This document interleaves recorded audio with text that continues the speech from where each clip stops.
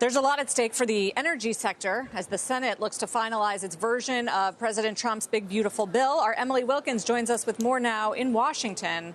Emily, and whether there's going to be any movement after the Senate rewrite. Well, Sarah, senators who I've talked to do want to see some changes to this bill that was put out. And Senate Republicans, they are divided over these tax credits for these clean energy sources, even after they released that copy of the bill earlier this week.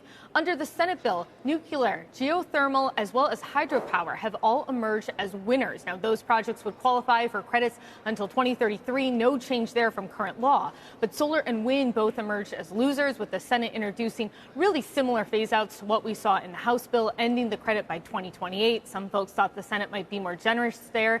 And hydrogen has an even shorter runway. Projects would need to be under construction by the end of this year to qualify.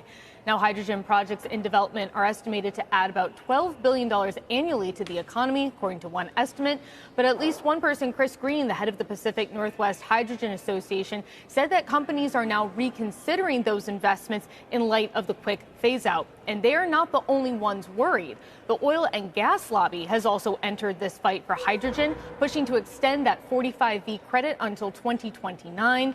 Mike Summers, the president and CEO of the American Petroleum Institute, said that credit was needed to keep the U.S. competitive. Companies have already made these announcements that it's going to happen. But one way to dry it up completely is to eliminate the 45V tax credit. So we want that tax credit to continue through the end of 2029. Senators who I spoke with yesterday said some of these credits could change. Senator Shelley Moore Capito said she's looking for changes specifically for that hydrogen tax credit. And Senator Tom Tillis said they're going to have to find a way to allow the credits more time to be there, more companies to be able to get their projects online. He expects to have most of the details settled by the start of next week. Guys?